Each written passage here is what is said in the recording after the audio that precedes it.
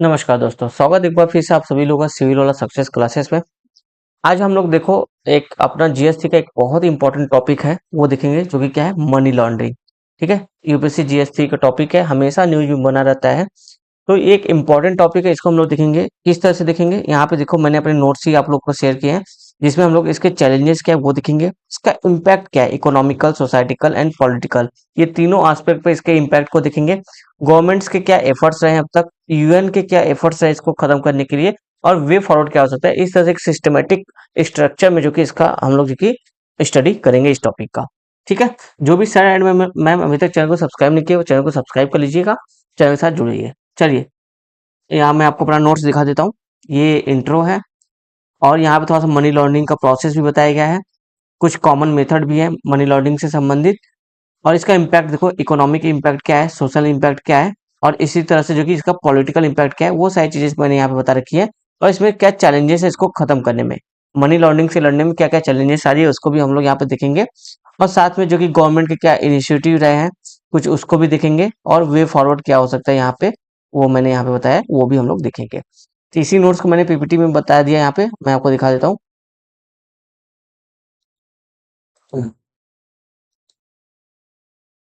देखो, ये इंट्रोडक्शन है, यहाँ पे हम लोग मनी लॉन्ड्रिंग का प्रोसेस भी थोड़ा समझेंगे।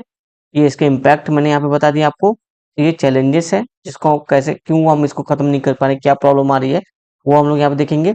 क्या मेजर्स या उपाय किए गए हैं हमारी सरकार द्वारा, और वे फॉरवर्ड क्या हो सकता है, वो भी हम लोग यहाँ पे देखेंगे। ठीक है, चलिए इसका इंट्रो हम लोग देख लेते हैं। तो यहाँ बताया कि अकॉर्डिंग टू यूएनओडीसी, कहने का मतलब United Nation Organisation on drug and crime, ठीक है, इनके अनुसार money laundering is the process of obtained activity to disguise their illegal origin. कहने का मतलब कि जो कुछ ऐसे पैसे जो इलीगल तरीके से आए हैं, ठीक है, ब्लैक में पैसे हैं, उनके ओरिजिन को छिपाने की कोशिश की जाती है मनी लॉन्ड्रिंग के थ्रू। यह एक प्रक्रिया है जिसमें ब्लैक मनी को व्हाइट किया जाता है। अब देखो, मनी लॉन्ड्रिंग को आप इस तरह से लॉन्ड्री से समझ लो, जिस जहाँ पे हम लोग गंदे कपड़े देते हैं लॉन्ड्री में धोने के लिए ताकि वो साफ हो जाए, उसी तरह से जो आपके डर्टी मनी या ब्लैक मनी होते हैं उनको क्लीन किया जाता है बैंकों में डालकर, या फिर किसी और जरिए से, किसी और के थ्रू, जो कि उसको व्हाइट किया जाता है। वो क्या है, कैसे, वो हम लोग भी समझेंगे। ठीक है, तो आपको सिंपल समझ में आया कि ब्लैक मनी को व्हाइट मनी में कन्वर्ट करना ही जो कि मनी लॉन्ड्रिंग का प्रक्रिया कहलाता है। चलिए, अब इसका हमने इंट्रो देख लिया। अब इंट्रो में ही बताया जा रहा है यहाँ पे कि देखो, दीज क्रिमिनल एक्टिविटी यार, मतलब मनी लॉन्ड्रिंग में किस तरह की क्रिमिनल एक्टिविटी हो सकती है, जैसे फाइनेंशियल फ्रॉड हो सकता है, ड्रग ट्रैफिकिंग हो सकती है, टेररिज्म फंडिंग भी हो सकती है। ठीक है, इसका एग्जाम्पल भी हम लोग देखेंगे। यहाँ पे देखो बताया जा रहा है कि आपकी मनी लॉन्ड्रिंग का प्रोसेस क्या है, कैसे मनी लॉन्ड्रिंग होता है। तो इसके देखो तीन मेन पार्ट है, एक प्लेसमेंट, एक लेयरिंग, फिर उसके बाद इंटीग्रेशन। तो इस फिगर पे यहाँ पे ध्यान दो, इस फिगर के जरिए आप समझोगे मनी लॉन्ड्रिंग का साइकिल कैसे चलता है, किस तरह से प्लेसमेंट, लेयरिंग और इंटीग्रेशन होता है। सपोज यहाँ पे कुछ डर्टी मनी है, यानी ब्लैक मनी है, इसको देखो किसी तरह से जो प्लेसमेंट के थ्रू, जो पहला प्रोसेस है हमारा प्लेसमेंट का वर्ड है, प्लेसमेंट करने का मतलब कि बैंकों में इसको जो कि किसी भी थ्रू, किसी भी जरिए जो कि भेजा जाता है बैंकों में। ठीक है, अब बैंक में जब ये चला जाएगा तो इसको, इस प्रोसेस को क्या बोलते हैं, प्लेसमेंट। फिर उसके बाद एक सेकेंड टर्म आता है आपका लेयरिंग।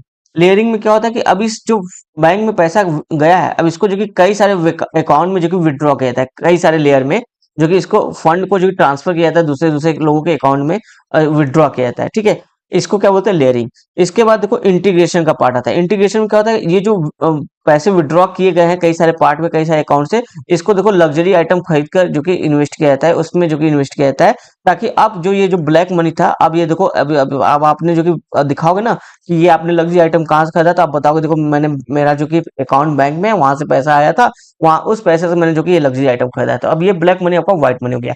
अब ये कैसे जो कि ब्लैक मनी को जो कि बैंक में इन्वेस्ट करते हैं वो अलग चीजें हैं, वो उसमें कई सारी तिकड़मबाजी होती है, वो हम आगे देखेंगे। उस वजह से जो कि इस तरह से देखोगे तो आप ब्लैक मनी जो कि व्हाइट मनी में कन्वर्ट होता है। इस चीज को क्या बोलते हैं, प्लेसमेंट, लेयरिंग और इंटीग्रेशन। ये कॉन्सेप्ट हम समझने इसलिए देख रहे हैं क्योंकि हमको ये प्लेसमेंट क्या होता है, लेयरिंग क्या होता है, इंटीग्रेशन क्या होता है, ये समझना होगा।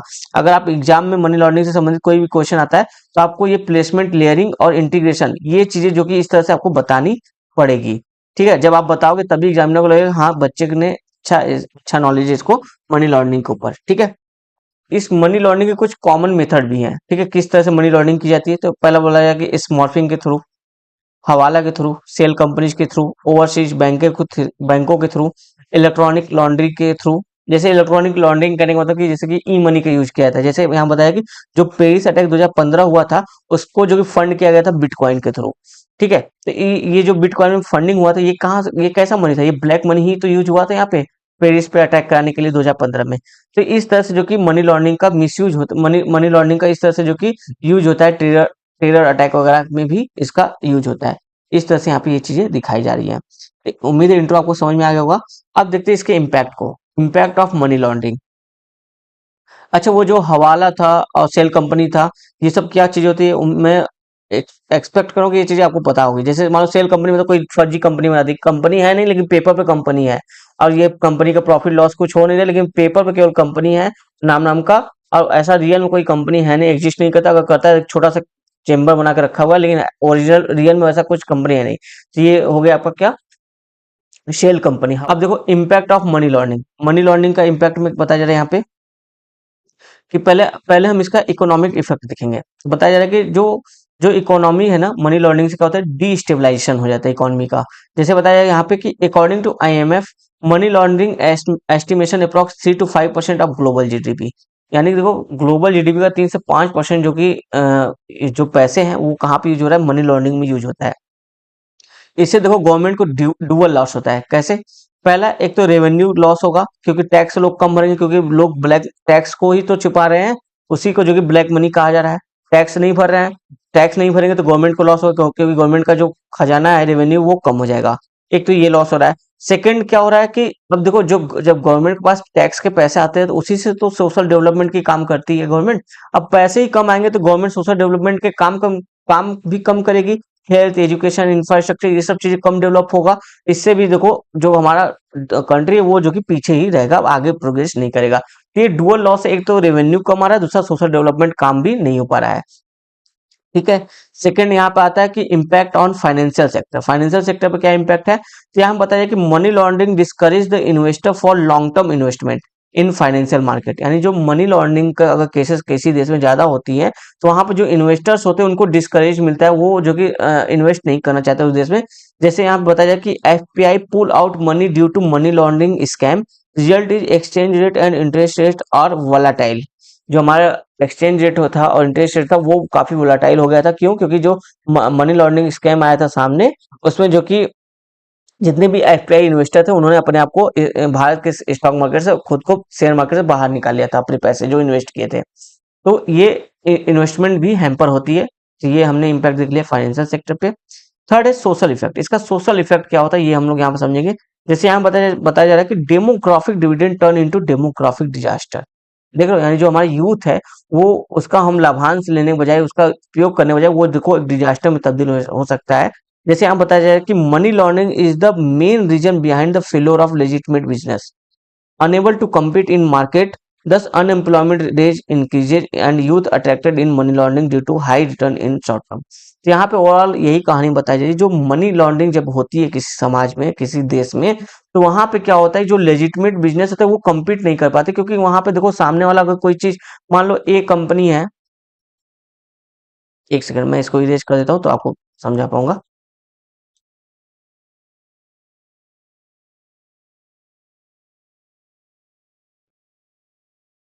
जैसे देखो यहाँ पे वही बोल रहा है कि मनी लॉन्ड्रिंग जो कि लेजिटिमेट बिजनेस को खराब कर देता है। जैसे मान लो कंपनी ए है, कंपनी बी है। अब कंपनी है जो कि लेजिटमेट बिजनेस है, ये अपना टैक्स वगैरह सब कुछ अच्छे से भरती है, टैक्स पे करके ही माल लेकर आती है। और ये बी भी है जो कि टैक्स वगैरह को चोरी करता है, टैक्स वगैरह कम भरता है। तब ये क्या करता है, अपने दुकान पे जो भी सामान लेकर आएगा टैक्स प्रॉपर भरेगा, तो उसकी जो कॉस्ट होगी उससे कुछ तो मार्जिन रख के, मान लो कोई एक बिस्किट लेके आ रहा है जिसकी टैक्स भरने के बाद कॉस्ट जो कि 2 रुपए पर पैकेट पड़ रही है। ठीक है, लेकिन ये जो बी वाली कंपनी है ये उसी बिस्किट को ला रहा है लेकिन किसी इलीगल तरीके से, जो कि टैक्स इवेड कर रहा है, वहां पे टैक्स चोरी कर रहा है, ब्लैक मनी का यूज कर रहा है, उसको खरीदने में टैक्स नहीं भर रहा है, तो उसको ये कॉस्ट पड़ रही है 1 रुपए 80 पैसे मान लो। ठीक है, ऐसा समझ लो 20 रुपए की ये पड़ रही है, और ये जो कि 18 रुपए की पड़ रही है, वही बिस्किट, सेम बिस्किट। अब देखो, अब ये जब भी बेचेगा इस बिस्किट को तो कम से कम 21 रुपए का तो बेचेगा, 1 रुपए प्रॉफिट तो रखेगा एटलीस्ट। और ये जब भी अब लेकिन बी कंपनी अगर 1 रुपए भी प्रॉफिट रखती है तो 19 रुपए का ही बेचेगा। अब बताओ, जो लोग होंगे वो तो देखेंगे सेम चीज यहाँ पे 21 रुपए की मिल रही है, पर यहाँ पे 19 रुपए की मिल रही है। इसका मतलब जहां पे लोगों को कस्टमर क्या होता है, जहां पे उसको सस्ता मिले वो वहां पे जाएगा, अगर चीजें सेम है, क्वालिटी सेम है तो। ठीक है, तो इसका बिजनेस तो बढ़ेगा पर इसका बिजनेस डाउनफॉल जाएगा, क्योंकि ये देखो इसने टैक्स वगैरह सब कुछ भर के लिया है, इसने व्हाइट मनी को यूज किया है, क्योंकि इसका जो पैसा वो टैक्स के साथ ही जो कि यूज हुआ है इस बिजनेस में, तो अब इसका कॉस्ट ज्यादा पड़ा है। जबकि इसने जो कि टैक्स वगैरह छुपा लिए हैं, इसलिए इसका कॉस्ट जो कि कम दिखाई दे रहा है। अब जो कि ब्लैक मनी का इसने यूज किया है, तो इस तरह से टैक्स को चोरी किया है, इस तरह से जो कि इसका कॉस्ट कम हो रहा है। तो अब इससे क्या हो रहा है कि जो लेजिटमेट बिजनेस वो जो कि फ्लॉप होंगे आपके यहाँ। जब बिजनेसेस फ्लॉप होंगी, ऑब्वियस इसमें जो काम करने वाले लोग हैं उनकी छटनी भी हो जाएगी, अनएम्प्लॉयमेंट बढ़ेगा। तो जो हमारा यूथ है उसमें अनएम्प्लॉयमेंट रेट बढ़ेगा, पॉवर्टी भी बढ़ेगा साथ साथ में। ठीक है, और ये जो यूथ है, कुछ यूथ जब खाली बैठेगी तो ऑब्वियस क्राइम रेट भी बढ़ सकता है, क्योंकि यूथ खाली है तो उसके पास पैसे नहीं है, और पैसे के लिए वो कुछ भी कर सकता है, राइट, जब जरूरत पड़ेगी तो क्राइम रेट भी बढ़ सकता है इससे। और क्या होगा, जो हमारा यूथ है वो भी मनी लॉन्ड्रिंग के काम में ही यूज जो कि लग सकती है, क्योंकि इसमें देखो बोला जाए कि high return in short term के लिए। तो इस तरह से ये पूरा इम्पैक्ट बताया जा रहा है कि सोशल इफेक्ट क्या है इसका, जो हमारा डेमोग्राफिक, इरेज कर देता हूँ मैं इसको। इस तरह से जो आप देखोगे तो सोशल इफेक्ट में बताया जा रहा है कि जो हमारा डेमोग्राफिक डिविडेंड है वो डेमोग्राफिक डिजास्टर भी बन सकता है मनी लॉन्ड्रिंग के आधार पे देखोगे तो। हाइपोथेटिकल चीजें हैं, प्रैक्टिकल भी है, थोड़ा सा समझने के लिए मैंने आपको इतना अच्छे से इस तरह से बताया है। तो ये हमने देख लिया सोशल इफेक्ट। अब देखते हैं अपना पॉलिटिकल इफेक्ट। पॉलिटिकल इफेक्ट में क्या होगा, देखो policy paralysis due to misallocation of resources, यानी देखो हमारे पास जो कि मनी या फिर रिसोर्सेस बहुत लिमिटेड है। अगर टैक्स कम आएगा गवर्नमेंट के पास से, तो गवर्नमेंट पॉलिसी को अच्छे से इंप्लीमेंट नहीं करेगा, क्योंकि उसके पास पैसे नहीं उतने खर्च करने के लिए। क्यों? क्योंकि जो आपका रिसोर्स है उसका मिस एलोकेशन हो रहा है, पैसे ब्लैक मनी ज्यादा यूज हो रहा है। ठीक है, तो पॉलिसी आपकी अच्छे से काम नहीं करेगी। सेकेंड हमारा national insecurity due to terror funding and attack trafficking crimes. ठीक है, तो नेशनल सिक्योरिटी भी हमारी खतरे में पड़ जाती है अगर मनी लॉन्ड्रिंग के पैसे का यूज जो कि टेरर फंडिंग या फिर ट्रैफिकिंग क्राइम वगैरह के लिए भी जो कि होता है। तो कई सारे टेरर फंडिंग जो कि ब्लैक मनी से ही होते हैं, कई सारे इसके एग्जाम्पल हैं। ठीक है, अब इनको हम क्यों कम्बैट नहीं कर पा रहे, क्या चैलेंजेस आ रहे हैं वो हम लोग यहाँ पे देखते हैं। जैसे देखो ये भाई साहब ब्लैक मनी को व्हाइट मनी कर रहे हैं, तो वही बता रहे कि कैसे ये इतना आसानी से कर पा रहे हैं, क्या प्रॉब्लम आ रही है, क्यों हम इसको नहीं रोक पा रहे हैं। तो उस चैलेंजेस को यहाँ पे हम लोग देखते हैं। जैसे यहाँ पे बताया जा रहा है कि यूजेस ऑफ डिजिटल करेंसी। अब देखो डिजिटल करेंसी पे गवर्नमेंट का जो कि पकड़ कम है, उसका जैसे बिटकॉइन है।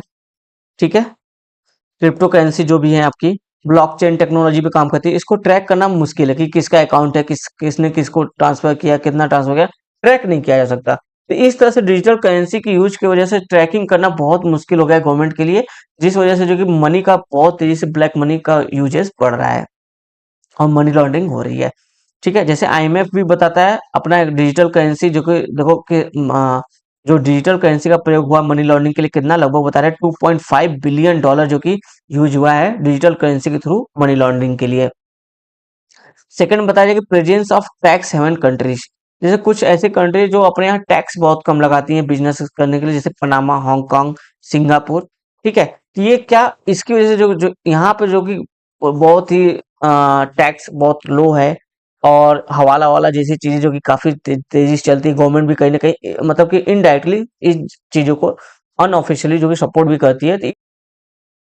थर्ड हम लोग देख लेते हैं collusion of employ of financial institution. कहने का मतलब जो एम्प्लॉय है फाइनेंशियल इंस्टीट्यूशन में वो भी कहीं ना कहीं इस चीज में शामिल होते हैं। जैसे यहाँ पे एग्जांपल दिया है कि मनी लॉन्ड्रिंग के कुछ केसेस के एग्जांपल दिए जाते हैं, ऐसे जैसे पीएनबी का जो फ्रॉड हुआ। ठीक है, वीडियोकॉन आईसीआईसीआई बैंक का जो केस था, ये सभी कुछ ऐसे ही एग्जाम्पल है हमारा। ठीक है, फोर्थ नेक्स्ट हम देखते हैं लैक ऑफ कोऑर्डिनेशन। जो हमारी एजेंसीज हैं इनको मनी लॉन्ड्रिंग को रोकने के लिए, इन एजेंसीज के बीच में जो कि कोऑर्डिनेशन बहुत कम है या फिर ना के बराबर है। जैसे इसका एग्जांपल देखो, नीरव मोदी केस वो चला गया, Vijay Mallya case, fraud case, ये लोग क्या हो गए, इस देश को छोड़कर चले गए। क्यों देश को छोड़कर चले गए? क्योंकि कोऑर्डिनेशन नहीं थी हमारी एजेंसियों के बीच में। अगर अच्छी कोऑर्डिनेशन होती तो ये लोग भाग नहीं पाते हमारे देश से। ठीक है, नेक्स्ट है लैक ऑफ अवेयरनेस, यानी जो इवन जो पीपल है, जो जनता है ना, जैसे मैंने आपको हवाला का एग्जांपल दिया था कि लोग अपने पैसे इस तरह से भेजते हैं एक देश से दूसरे देश में, उनका अकाउंट नहीं होने के लिए, या फिर वो इस सब चक्कर में नहीं पड़ रहे थे, सोचते हैं कि इजी वे में हो जाए। तो लोगों को जानकारी भी नहीं है कि इस तरह की मनी लॉन्ड्रिंग जैसी चीजें जो कि एक क्राइम है, ऐसा नहीं करना चाहिए। ठीक है, तो ये लोगों में अवेयरनेस की कमी है। लोग जो कि देखो, जैसे कि आप देखते हो दिल्ली में सुबह सुबह का मार्केट लगता है, काफी फेमस, यूट्यूब वगैरह पे भी आप देखोगे कि वहां पे चोर बाजार ऐसा कुछ करके कई कई कई जगहों पे भी लगता है, जहां बताया कि चीजें सस्ती मिलती है। असल में वहां पे क्या होता है, जो चीजें होती है वो स्मगल करके लेकर आई गई होती है, गुड्स जो चोरी करके या स्मगल करके जो कि लेकर आई गई होती है, और इसलिए वो जगह चीजें सस्ती मिलती है, राइट।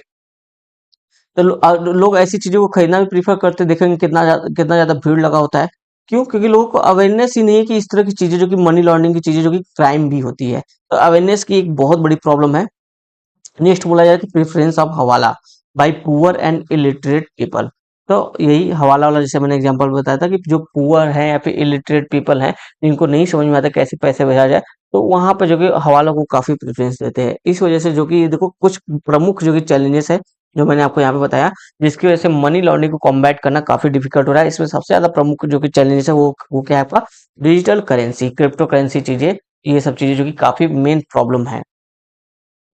अब देखो क्या क्या गवर्नमेंट ऑफ इंडिया ने जो कि मनी लॉन्ड्रिंग से लड़ने के लिए, ये हथकड़ी का मतलब कि लड़ने के लिए क्या क्या कदम उठाए हैं।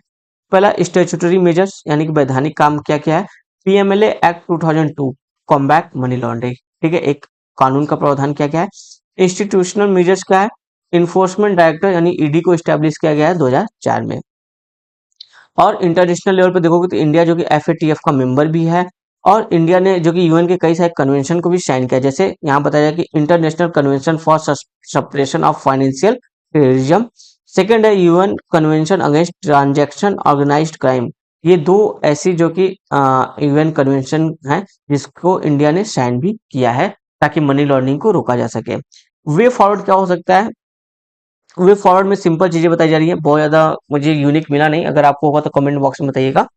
जैसे हम बताया कि criminalisation of money laundering in tax haven country, जो टैक्स हेवन कंट्री वहां पे भी जो मनी लॉन्ड्रिंग को सीरियसली लेना चाहिए, क्योंकि वो वहां पे उनको शॉर्ट टर्म में तो फायदा हो रहा है, लेकिन लॉन्ग टर्म में पूरे देश को जो कि आ, इसका जो कि पेमेंट करना पड़ रहा है, बहुत बड़ी जो कि भुगतान करनी पड़ रही है, ठीक है, लॉसेस के रूप में। सेकेंड बोला जाए कि implementation of Vienna convention and Palermo convention. अब ये आप लोग पढ़िएगा, वियना कन्वेंशन और पैलेर्मो कन्वेंशन मनी लॉन्ड्रिंग से संबंधित क्या क्या चीजें थी, कमेंट करके बताइएगा। तो इनको इम्प्लीमेंट करने की बात कही जा रही है। थर्ड बोला जा रहा है कि sensitisation of people to aware this kind of crime and reporting this activities, यानी कि लोगों में अवेयरनेस आनी चाहिए कि मनी लॉन्ड्रिंग क्राइम होता है, इस तरह की चीजें आप क्राइम कर रहे हो, ऐसी चीजें नहीं होना चाहिए। अगर आपके आसपास ऐसे कई कुछ चीजें हो रही है, तो आप उसको रिपोर्ट करो, बताओ अपने एजेंसीज को पास में, ठीक है। और साथ साथ कोऑर्डिनेट विद एजेंसी काफी इंपॉर्टेंट है, ताकि इस तरह की अगर घटनाएं हो जाए तो उसके बाद जो इसमें दोषी हैं उनको रोका जा सके, उनको पकड़ा जा सके और उनको सजा दी जा सके। कोऑर्डिनेट विद एजेंसी काफी इंपॉर्टेंट है, ना कि केवल घटना होने के बाद, बल्कि घटना को रोका भी जा सके इसके लिए भी, ठीक है। इस तरह से चीजें जो कि, और जैसे गवर्नमेंट ने क्या एजेंसी वगैरह बनाई, सेबी वगैरह भी बनाई है, राइट, जो मनी लॉन्ड्रिंग पे ये सब चीजों को शेयर मार्केट के थ्रू जो इन्वेस्ट होती है, ब्लैक मनी वगैरह, इन पे ध्यान रखने के लिए। तो ये सारी कुछ चीजें कुछ रही हैं आपका मनी लॉन्ड्रिंग संबंधित, कि वे फॉरवर्ड क्या हो सकता है, गवर्नमेंट ने क्या क्या मेजर लिए है, वो सारी चीजें हमने यहाँ पे बात की। तो आज का क्लास इतना ही है, मनी लॉन्ड्रिंग के ऊपर ये सारी चीजें हमने देख ली, चैलेंजेस मेन था, मेन इसका इम्पैक्ट भी हमने 3 पार्ट में बांट कर देख लिया है इसको। और इंट्रोडक्शन में मैंने आपको मनी लॉन्ड्रिंग क्या है, कैसे होता है, ये जो मेन आपका 2-3 चीजें हैं, जैसे प्लेसमेंट, लेयरिंग, इंटीग्रेशन, ये ध्यान रखिए। जब भी मनी लॉन्ड्रिंग पे क्वेश्चन आएगा, अगर आप इस तरह से इसके प्रोसेस को बताओगे ना, एग्जामिनर को बहुत अच्छा लगेगा, बहुत अच्छा यूनिक लगेगा। जैसे देखो मैंने अपने नोट्स में भी यहाँ पे बताया है, ये यहाँ पे देखो, process of money laundering, placement, layering, integration, common method of money laundering, smurfing, हवाला, ठीक है, ओवरसीज बैंक, और ये यहाँ पे पेरिस अटैक वाला एग्जांपल भी मैंने लिखा है, और ये इकोनॉमिक इफेक्ट, सोशल इफेक्ट, ये सब सारी चीजें हैं। ठीक है, मिलेंगे अगले वीडियो के साथ, तब तक के लिए धन्यवाद दोस्तों।